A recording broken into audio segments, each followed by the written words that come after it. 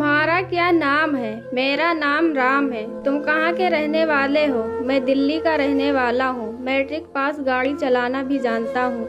उसने अपनी जगह का नाम भी बताया। मैंने कहा शाम को आते वक्त अपने कागजात भी साथ लेते आना था कि मेरा बेटा उसे देख लेगा। मेरे कहने पर वह वहाँ से चला गया, लेकिन मेरे चेहरे पर अपनी खूबसूरती का जमाल छोड़ गया। मुझे विधवा हुए 14-15 साल गुजर गए थे।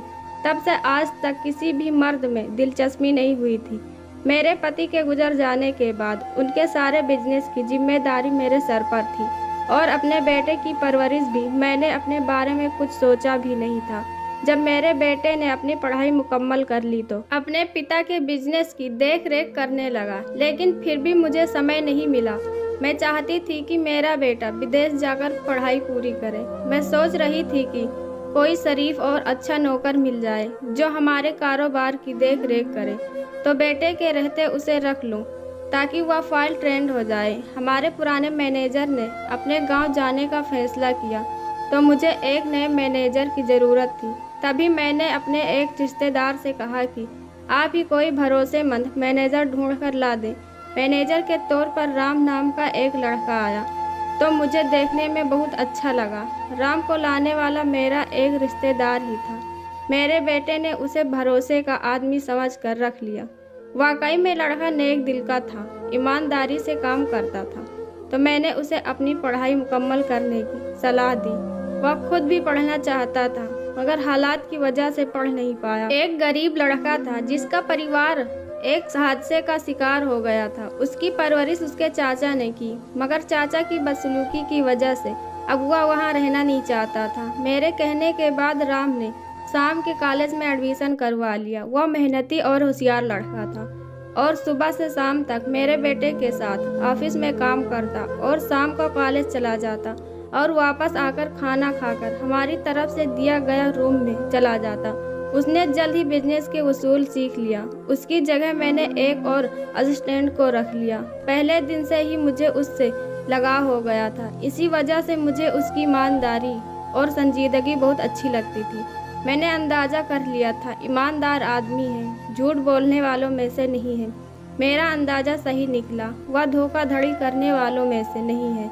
जो भी काम मैंने उसे सौंपा बखूबी उसने जिम्मेदारी से निभाया। मैं ज़्यादातर उसके पर्सनल लाइफ के बारे में बात करती थी और वह अपनी पढ़ाई को लेकर बात करता था। जिस चीज़ की उसे ज़रूरत होती मैं तुरंत उसको मुहैया करवा देती। उसके इम्तिहान होते तो हम उन दिनों में उसे छुट्टी दे देते और वह पूरी मेहनत से अपना इम्तिहान देता। उसने ग्रेजुएशन मुकम्मल कर ली और मेरे जेठ लंदन में रहते थे। इन्हीं दिनों को हिंदुस्तान आए और मेरे बेटे से कहा तुम लंदन आ जाओ, और कहा कि बिजनेस में मास्टर कर लो और मेरे घर रहोगे तो हर तरह से तुम्हें मदद मिलेगी। दरअसल उनका इरादा मेरे बेटे से अपने बेटी का शादी कराने का था, इसीलिए वह मेरे बेटे को अपने साथ ले जाने पर आमाद थे। मेरा एक ही बेटा था। मैं नहीं चाहती थी कि उससे अलग रहूं। वह अपने पिता का बिजनेस भी संभाले हुए था, लेकिन अपने चाचा के कहने पर नई दुनिया में जाने का ख्वाब देखने लगा। नई दुनिया का ख्वाब अपना आंखों में सजाए हुए सारा बिजनेस मेरे हवाले करते हुए चला गया। शादी से पहले मैंने बिजनेस में मास्टर्स की डिग्री ली हुई थी, जबकि अपने पति का सारा बिजनेस मैं ही संभाले हुई थी। बिजनेस करने का तरीका मुझे मालूम था, लेकिन अब अपने बेटे के बगैर खुद को अकेला महसूस कर रही थी। ऐसे में अगर किसी को सहारा बना सकती थी तो वह राम ही था। वह अपने घर से महरूम रिश्तेदारों से टूटा हुआ था। ऐसे में उसे भी किसी सहारे की ज़रूरत थी। तभी उसने मेरे कहने पर अपनी पढ़ाई मुकम्मल की थी। अपनी पढ़ाई में इस कदर मसरूफ़ था कि उसने MBA कर मास्टर भी कंप्लीट कर लिया था। जिस दिन मेरा बेटा लंदन रवाना हुआ उस दिन मैं खूब रोई थी। उसने मुझे तसल्ली देते हुए कहा कि आप मुझ पर भरोसा करें, मैं आपको मायूस नहीं होने दूंगा। उसके इन अल्फाजों से मैंने खुद को गर्ववाहिद महसूस किया। इस समय मुझे अपने बेवा होने का शिद्दत से एहसास हो रहा था। तमाम ज़िंदगी विधवा होकर काट देने के बाद उसका सारा गम आज ही मुझे महसूस हुआ। जिस बेटे के लिए मैंने आधी ज़िंदगी महरूनियत में गुजारी वह आज मुझे छोड़कर समंदर पार जा चुका था। मैं अपने कमरे में बैठी गमों में डूबी हुई थी। ऐसा लग रहा था जैसे मेरी दुनिया उजड़ गई हो। ऐसे में हमदर्दी के लिए मेरा मैनेजर राम मेरे पास आया तो नजरें उसके खूबसूरत चेहरे पर जम गई। उसने मुझे तसल्ली दी, दिलासा दी। मुझे बहुत अच्छा लगा। मुझे उसके साथ 5 साल गुजारने के बाद उसके अंदर एक मजबूत, अच्छा, संगदिल इंसान नजर आ रहा था। उसके लड़कपन और बालपन का दौर खत्म हो गया था। वह फुल एतमाद और पुरजोर दिखाई दे रहा था। उसे इस तरह देख मेरे दिल में एक ख्वाहिश उठी कि वह मेरा गम बांट ले और मेरा गम गुसार बन जाए। मगर मेरे और उसके दरमियान का जो फैसला था उसको पार करना उसके बस की बात न थी और न ही मेरे बस की। वह मैनेजर था और मैं उसकी मालकिन। उस दिन के बाद मैं उसका हर तरह से ख्याल रखने लगी। कई दफ़ा मैंने अपनी ज़िंदगी के बारे में सोचा कि अगर मैं दूसरी शादी करती तो यकीनन मैं इस तरीके का पति ढूंढती जो औरत का दर्द और उसकी इज्जत भी करता हो। लेकिन मैं ज़िंदगी के ऐसे मोड़ पर आ चुकी थी कि मेरा बेटा जवान हो गया था और मेरी उम्र 45 साल थी। इस तरीके की आरज़ू करना पागलपन जैसा था। अब यह सारी बातें मुझे किसी भी सूरत में शोभा नहीं देती थी। एक लम्हे का तस्वीर भी एक लम्हे की ज़िंदगी शुरू कर दूं। मेरे और राम के उम्र के दरमियान बहुत फासला था। उम्र के हिसाब से मेरे बेटे के बराबर था। उसकी उम्र तकरीबन 24 साल थी। लेकिन जब उसने एक गम गुसार मर्द की तहव्वुस की तो मुझे उसके होने का कुछ एहसास हुआ जो किसी भी औरत को दरकरार होता है जब अकेली और बगैर किसी सहारे के ज़िंदगी गुजार रही हूँ। अगर दौलत भी एक सहारा होती है लेकिन वह इतनी मजबूत नहीं। कभी कभी तो दौलत भी औरत को एक गैर महफूज बना देती है। इन दिनों राम मेरा पूरा ख्याल रख रहा था। मेरे दिल में उसके लिए इसकी जज्बात पैदा हो रही थी जो कि मेरे उम्र की औरत को शोभा नहीं देती। मैं तो एक बच्चे की माँ थी जो कि विधवा हो गई थी। मेरी उमंगें और आरजू हैं अधूरी रह गई। अब जब मैं अपनी जिम्मेदारियों से जागी तो मेरे अंदर की सोई हुई औरत बेदार हो गई। कभी सोचा कि काश मुझे एक औलाद होती। कभी सोचती कि मैंने अपनी दूसरी शादी क्यों नहीं की कि आज मेरे इर्द गिर्द मेरी देख रेख के लिए कोई और तो होता। अब जब भी राम मुझे हिसाब किताब देने आता, मेरे सामने बैठा होता तो मेरी कैफियत अलग ही होती। किस तरह से उसे अपनी हालत बताती कि मैं दूसरी शादी करना चाहती हूँ। अब समझ में आया कि बीवी को क्यों दूसरा घर बसा लेना चाहिए। लोग कहते थे कि विधवा औरत को दूसरी शादी करना कोई जुर्म नहीं, लेकिन मैंने इन सब बातों पर कभी ध्यान ही नहीं दिया था। मुझे गुस्सा आता था। विधवा होना कोई जुर्म तो नहीं, मेरे पास सब कुछ है। लेकिन अब समझ में आया कि उसका असली साथी तो उसका पति होता है। एक रोज हम गाड़ी में बैठकर सब्जी लाने मार्केट जा रहे थे। कार एक जगह सिग्नल न होने के कारण रुकी तो एक बूढ़े भिखारी ने कहा, कुछ दे दो, भगवान आप दोनों की जोड़ी सलामत रखे। मैंने 50 रुपये दिए और कार आगे बढ़ा दी। तिरछी नजरों से राम की तरफ देखा तो वह भी शर्मिंदा सा हो गया था। तभी मैंने उसके शर्म को मिटाने के लिए कहा कि हे भगवान, कैसे कैसे लोग हैं। कभी कभी यह भिखारी भी ना ऐसी बात कह देते हैं कि जो अनहोना हो इस उम्र में भी कोई शादी करता है क्या। जब राम बोला क्यों नहीं, जबकि आपके कीमत की वजह से मैं आपसे उम्र में ज़्यादा लगता हूँ।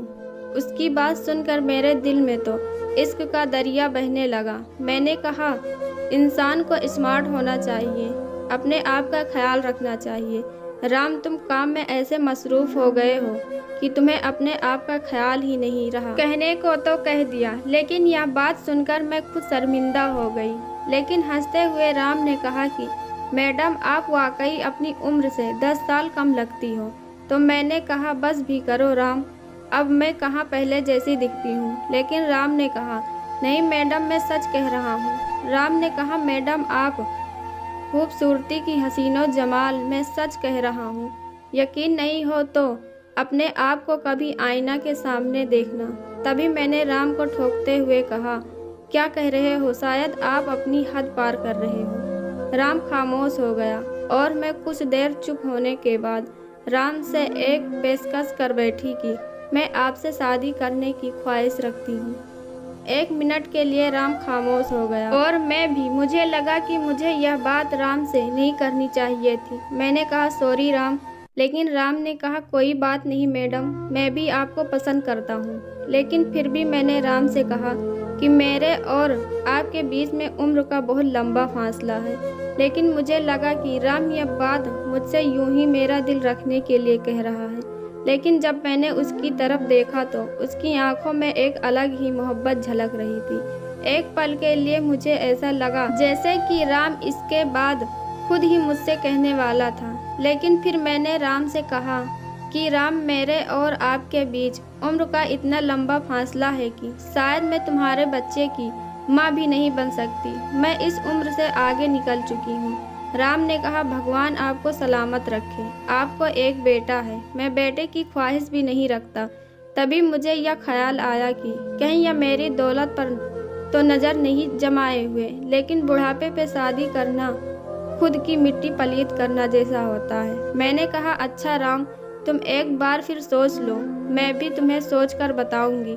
मुझ पर एक अलग ही कैफियत सारी थी। दिल कहता था इस पेशकश को अपना लो और दिमाग कहता था नहीं, इंसान इतने भी अच्छे नहीं होते। अच्छे अच्छे मर्द भी धोखा कर जाते हैं, कहीं धोखा ना हो जाए। काफ़ी दिन तक हम दोनों खामोश रहे, लेकिन जहाँ खामोशी भी सुखमनी नहीं थी, तूफान अंदर ही अंदर पल रहा था।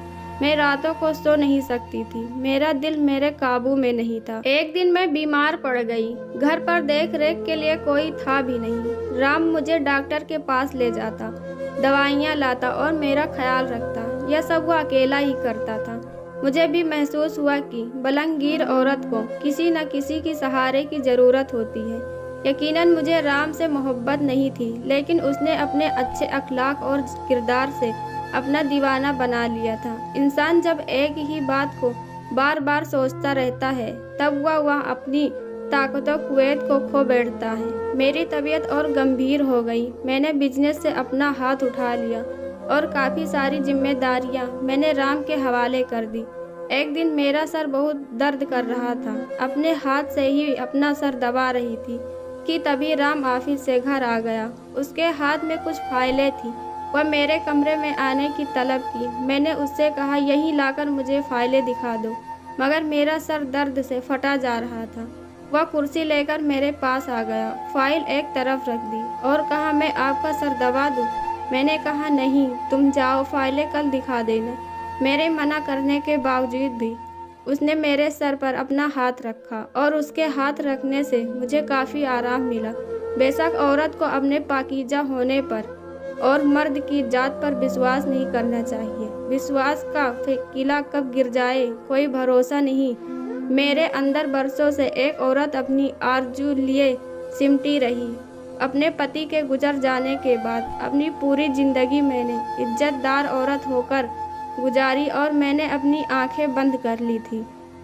राम से भी कोई बात किए बगैर राम ने मुझसे कहा, मैडम आप आराम कर लो, मैं सुबह आपसे फाइल चेक करवा लूँगा। यह कहकर वह चला गया। लेकिन वह सुबह भी नहीं आया तो मैंने उसके पास फ़ोन किया तो उसने कहा कि मैडम आप आराम कर लो, मैं ऑफिस के काम में मसरूफ़ हूँ, शाम को आकर फाइलें चेक करवा दूँगा। उसकी बातों से मुझे लग रहा था कि जैसे वह मेरे यहाँ से काम छोड़कर जा रहा है। अब वह इतना काबिल हो चुका था कि उसे किसी भी अच्छी कंपनी में मैनेजर बनाया जा सकता था। वह शाम को घर आया, कुछ कागजात लिए, उन पर मैंने साइन किए और उसने कहा, मैडम आपने मेरी बातों का जवाब नहीं दिया। शायद आप इस फैसले से डरती हैं। अगर आपको मुझ पर विश्वास नहीं है तो कोई बात नहीं, तो हम इस बात को भुला देते हैं, जैसे कि हमारे बीच कोई बात ही ना हुई हो। मुझे अपने आप पर पुरजोर एतमाद है और आप भी अपने आप पर एतमाद रखें ताकि बिजनेस पर कोई बुरा असर न पड़े। उसकी इन बातों से मेरे दिल का बोझ हल्का कर दिया, मगर उसका ख्याल दिल से नहीं गया। न चाहते हुए भी मैंने उससे कहा, मुझे एक सहारे की ज़रूरत है। मेरा बेटा अपनी नई दुनिया में खो गया है।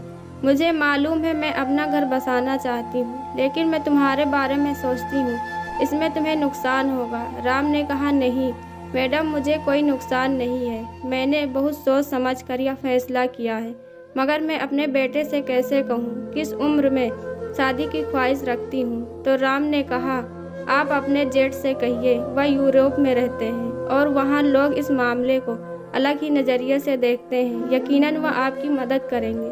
बहुत हिम्मत करके अपने जेठ को फ़ोन कर दिया और अपनी पूरी कहानी उनको सुना दी। उन्होंने कहा, आप ज़रूर दूसरी शादी करिए, मैं आपके बेटे को संभाल लूँगा और बिजनेस की मालकिन आप ही रहिएगा, किसी और को ना बनाइएगा। जेठ की इजाज़त से मैंने राम से शादी कर ली। इन्होंने मेरे बेटे को बाद में इस बात से वाकिफ कराया, मगर वह इस बात पर मेरे बेटे को कायल ना कर सके कि वह माँ की दूसरी शादी करे। उसने मुझसे सारे ताल्लुकात तोड़ दिए और कुछ अरसे बाद हिंदुस्तान आया और बिजनेस सारा अपने नाम करवा लिया और मुझे मकान और जेवर छोड़ सारी जायदाद वह ले गया।